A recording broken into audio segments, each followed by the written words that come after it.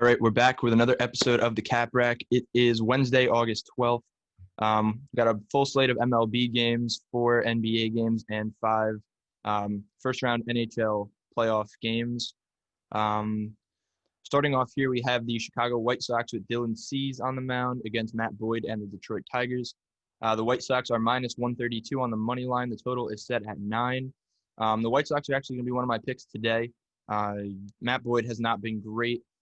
He's got a 9.2 ERA so far this season, while Dylan Cease has a 4 ERA, and he's 2-1 on the mound. The White Sox are just a much better team than the Detroit Tigers, even though the Tigers have kind of stayed afloat here at 9-6, but I don't think they're going to go very far past this. I think this is really, I guess, the highlight of their season, you could call it, but they're just not a good team, and they're not going to hold up very much longer. So, yeah, White Sox for sure at minus 132. That's a 110 game, so get your bets in early on that. And then moving on, we have the Arizona Diamondbacks with Luke Weaver on the mound against the Rockies and Antonio Senzatella at Coors Field. The line is roughly even here. We have the Rockies at minus 112, just a little bit on both the pitchers. Luke Weaver is 0-3 with a 12.19 ERA and only 14 strikeouts this year. And Antonio Senzatella is pretty much the ace for the Colorado Rockies this year at 3-0 with a 2.65 ERA, 1.5 at home at Coors Field, which is kind of against the trends, given that it's a big hitter's ballpark.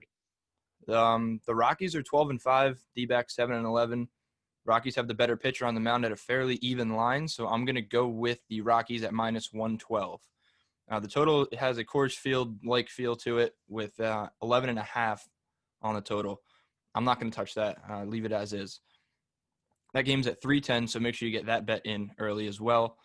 Then we have the Oakland Athletics with Chris Bassett on the mound against Griffin Canning and the Los Angeles Angels. Both teams at minus 108. The total set at 9. I don't really have a play on that. Just something to note. Bassett has pitched pretty well. Same with Griffin Canning. It's just really a tale of two different teams here, with the Athletics at 12-6 and the Angels at 7-11. So I would lean Athletics here, but I'm not going to go too crazy on the pick as it is in Los Angeles. And Canning, if he finds control, he'll be all right. But definitely take a look at the A's here. A little bit of a lean for me. That game's at 410. Moving on, we have the Chicago Cubs with Kyle Hendricks on the mound against Carlos Carrasco and the Indians in Cleveland. The Indians are minus 120 favorites. We got 8 on the total. Yesterday, I won on the Cubs against the Indians. They were underdogs, probably I think plus 125, plus 130. They ended up winning that game like 7-1 or something like that. But look for this game to stay low. Carrasco has pitched well this year to the tune of a 2.5 ERA, and Kyle Hendricks is sitting at 2-1 with a 3.5 ERA. So both guys pitching well. Both lineups have the ability to score. So that should be a pretty good game, and I'm just going to stay away from it on the betting end completely. Then we have the Miami Marlins with Jordan Yamamoto on the mound against Nate Pearson and the Toronto Blue Jays. The Blue Jays are minus 164 favorites here. I think rightly so. I think Nate Pearson has been a guy coming in, rookie season, really pumping heat. He can get close to 100. But he's looked pretty sharp. And I did bet Yamamoto on his last start because he started off 2019 pretty strong.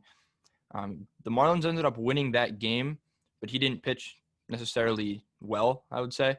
So again, this is another game I'm just going to kind of blow past. I'm not going to lay minus 164 on a rookie pitcher, no matter how good he's doing, especially with a lineup like the Blue Jays and a bullpen like they have behind them. It's too much juice to lay on a mediocre team, for lack of a better word. Then we have the Kansas City Royals with Brad Keller on the mound against Wade Miley and the Cincinnati Reds at Great American. The Reds are minus 122 on the money line. The total set at 9.5. Again, I'd lean the Reds here only because the Royals aren't a great team, but I also don't trust Wade Miley. The Royals have screwed me in the past on my bets, but yeah, I'm going to blow over this game. Then we have the Atlanta Braves with Huascar Ynoa on the mound against Masahiro Tanaka and the Yankees at Yankee Stadium. The Yankees are minus 200 on the money line. Total set at 9.5. Again, I picked the Braves yesterday, and the Yankees ended up winning 9-6. I'm going to stay away. I think it's just too much juice here. The Braves lineup is good. I got to imagine Ronald Acuna will be back on the lineup tomorrow, or today rather. But Yeah, it's just way too much juice for me to lay here on the Yankees, who have kind of been a little bit spotty, some suspect decisions in the bullpen. So I don't really know what to trust against a strong lineup like this with the Braves. The Yankees should win this, but minus 200 is just way too much money to put down. Then we have 7:05 game, Wade LeBlanc with the Orioles starting against the Philadelphia Phillies and Zach Eflin. Much like the Yankee game, Phillies are big favorites at minus 194. The total is set at 9.5. Last night was a pretty much marathon game between the Orioles and the Phillies. They were trading 2 runs ever since like the 8th inning. I think the Orioles took a lead on a pop-up in the middle. Gene Segura called off Rhys Hoskins, and the ball dropped, and the Orioles went up by 2 going into the bottom of the 9th. Then the Phillies tied it up, and then into extra innings, the Orioles took the lead, and that was all she wrote. So Orioles got a win yesterday. Phillies bullpen is just nothing to be trusted right now, and I'm not going to put money on them until they correct that, or until we're in the correct spot. So next we have the Minnesota Twins with Kenta Maeda on the mound against Eric Lauer and the Brewers. The Twins are minus 130 road favorites. The total is set at 8.5.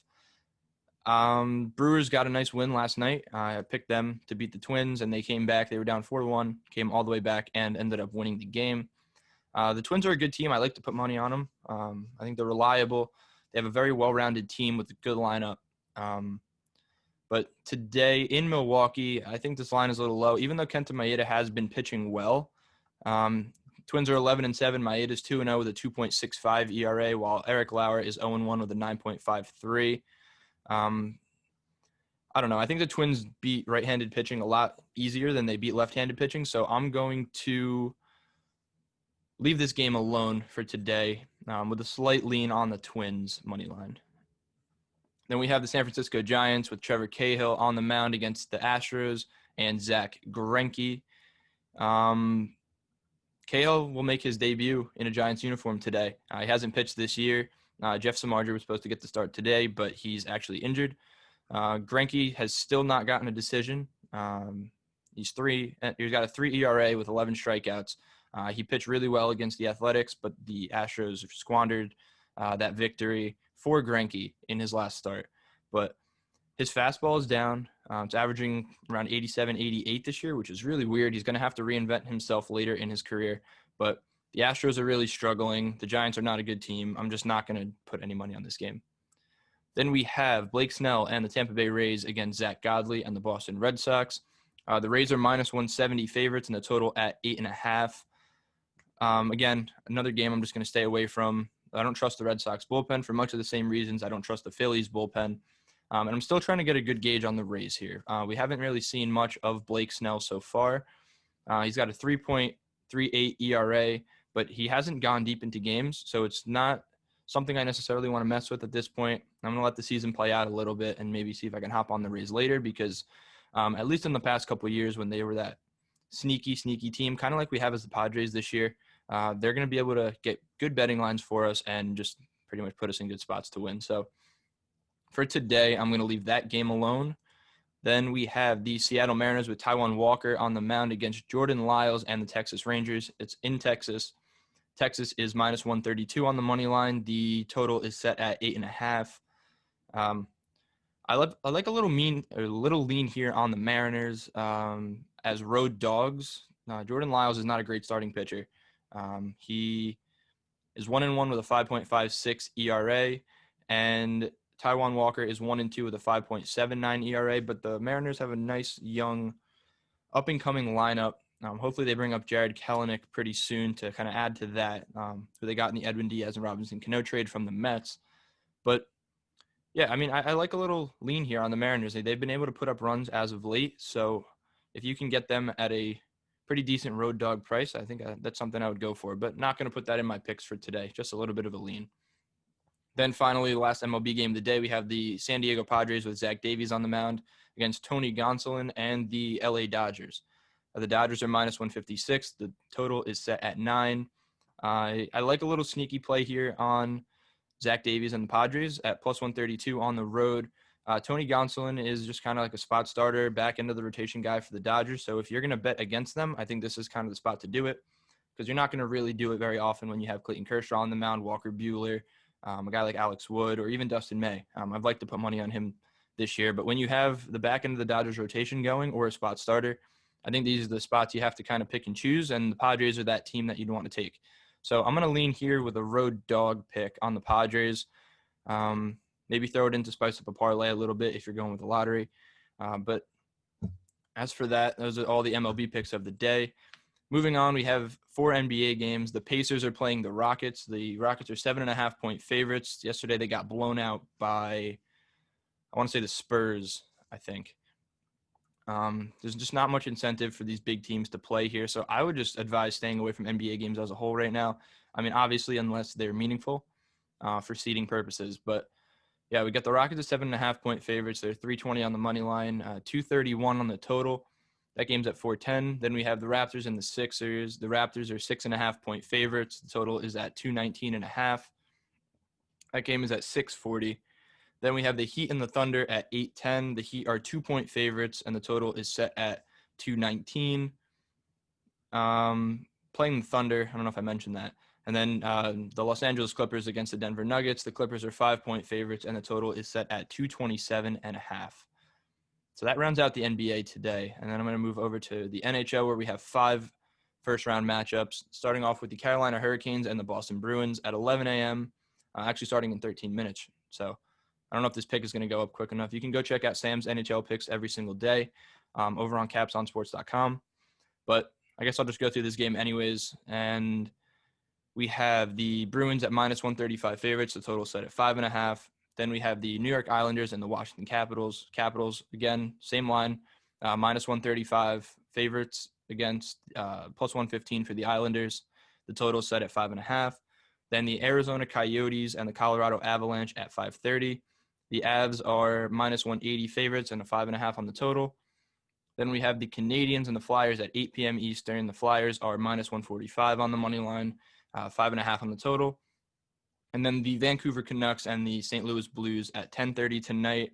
The Blues are minus 160 on the money line, and the total set also at 5.5. So that rounds out every single game for today. Now, if you check out my sweatshirt here, Caps on Sports merch is coming soon. Haven't advertised it at all. The shop is still getting set up a little bit. But keep an eye out on that. We have some cool designs aside from just this standard logo shirt. But anyways, those are my picks. Just a quick little recap. Going big on the Chicago White Sox and the Colorado Rockies today. But yeah, pretty much it for today's episode, and I'll see you tomorrow morning.